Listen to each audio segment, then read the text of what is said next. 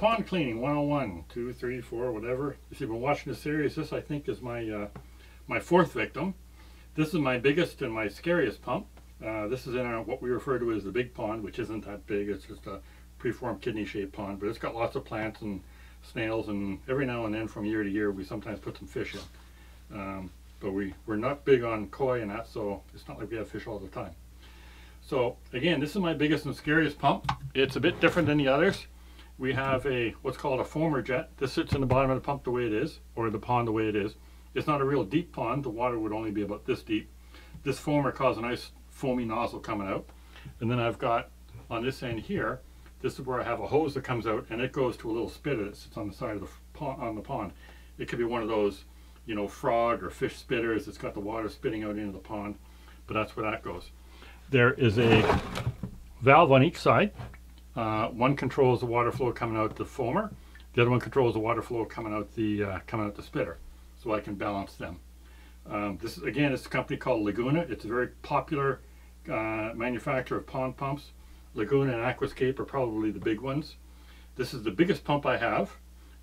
It looks a bit scary right now, but actually it's not much different than all the others to clean. So other than the fact it's a lot dirtier. So first thing we need to do, get some water going. And these things come apart. You press down this little neat and it pops out just like a quick release. So we can clean that out. I'm going to use a slightly bigger bottle brush to clean this.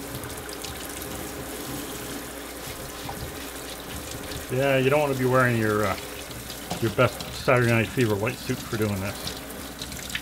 So that's cleaned up. This piece just pops off. And this, by the way, this foamer can be adjusted depending on how deep your pond is. You can make it really tall or really short. And this little foamer nozzle just pops off the top. Come on. So we need to clean all this stuff out too. Again, I'm going to use a bigger brush to do that.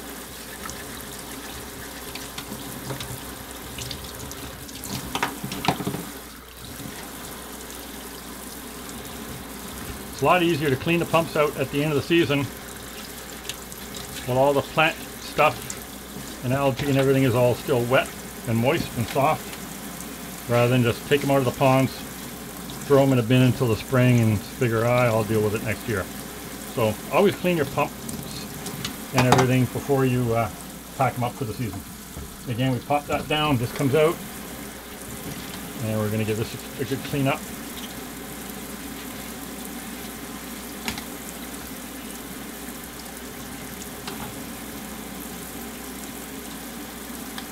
Open up that valve so I can get in there, and open up that valve so I can get through there.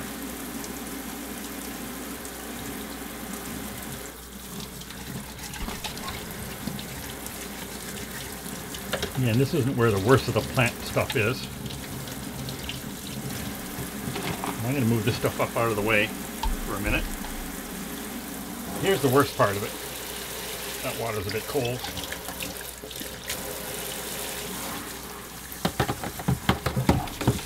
This is where the worst of the plant life comes in. I get roots growing in here, all kinds of stuff. Some of the stuff I'm not going to run it down the drain. I don't want to plug my drain. That goes straight into the garbage. Now this Laguna, it's got quarter turn fasteners. You just regular screwdriver, turn it in, give it a quarter turn, pops up. Turn it in, pops up. There's another one back here, give it in quarter turn, it pops up. I think it's in there. Yep, quarter turn, it pops up. And there's supposed to be a fourth one there, but it broke, so it's not there anymore. So if it was, quarter turn, it pops up. And then right where the cord goes in, there's a couple pins, it's like a hinge, so it opens up this way, and the top opens up. And here's our pump inside. Like I say, looks very familiar to the other pumps we had. This one is a Laguna PowerJet 600. That means it's, I think it's 600 cubic feet per minute. So let's set that aside. The messiest part is cleaning this cage. It's supposed to catch all the algae and plant roots and help keep the pump a little bit cleaner. It's kind of like having a filter, but it's not quite as effective as having a full filtration system in your pond. But it saves you having to maintain a filtration system. So this keeps the most egregious of the plant life out of your pump. And just to give you an example, I haven't had to clean the pump once this year, so that's been handy. This is just a big hunk of billet aluminum that I bolted to the bottom of the pump, just to give it some weight, so it would stay put in the pond, and it wouldn't get knocked over, well, too easily. It wouldn't get knocked over by raccoons, and it wouldn't move around and stuff like that, so it would stay fairly stable.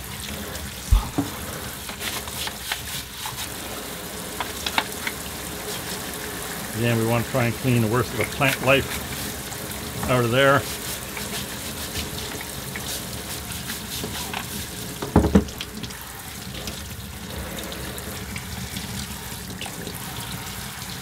I don't want to be perfect, but I want to do the best.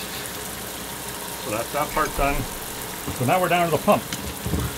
Again, clean the worst of the algae and the pond scum off the outside of the pump. And then we want to pop this nose off the front of it. Just similar to one of the other pumps I did. And again, we want to clean this out.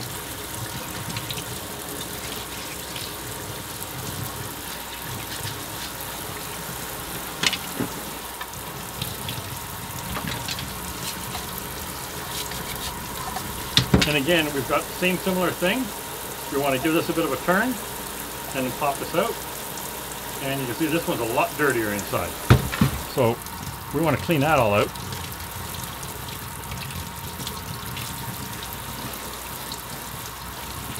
Again, we want to be careful of that gasket. We don't want to lose that little round O-ring gasket. We want to give this a good cleaning.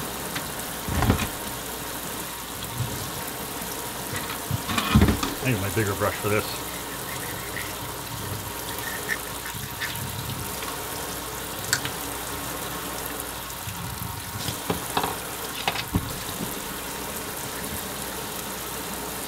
And again, I'm going to use my pick to pull that impeller out. And I got to clean all that area.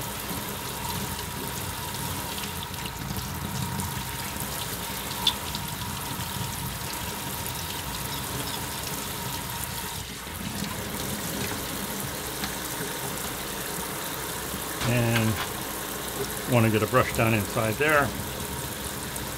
Clean that part out.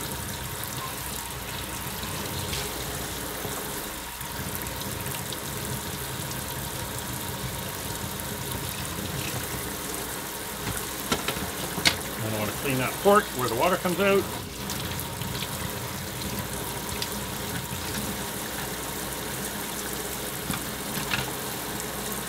Oh, there's a divider in there, so I gotta use a different brush. Clean in there.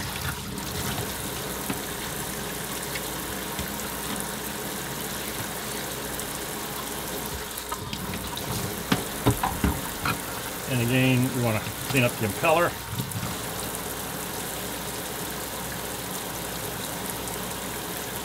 And again, the little impeller head.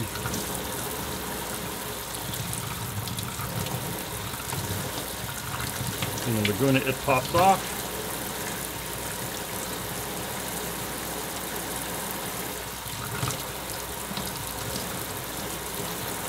And there's a little bitty brush down in through there. Because again, it's got that little axle that it runs on. I want to make sure that that's clean. And I also want to make sure that that hole in the magnet for the impeller is nice and clean as well. Again, I'm not trying to get every single bit of algae off. I just want to do the best to get it as clean as possible.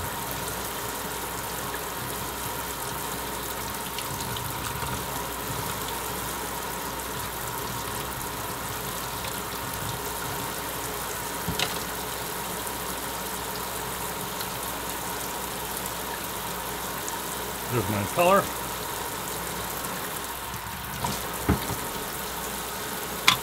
Pop that back in. You want to put the gasket back on that nose. This nose. These two lugs, one is different size than the other, and the same, similar here. So when you put this on, it doesn't go that way. It goes 180 degrees off. Give it a bit of a twist, and we're install it. Take our cover, put our cover back on, pop it back on.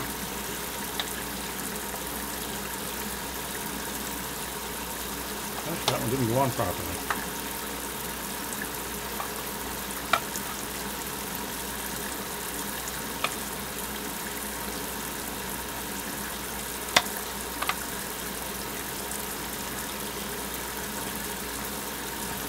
Okay, and there we go. Another pump. Ready to go into service next year. All cleaned up.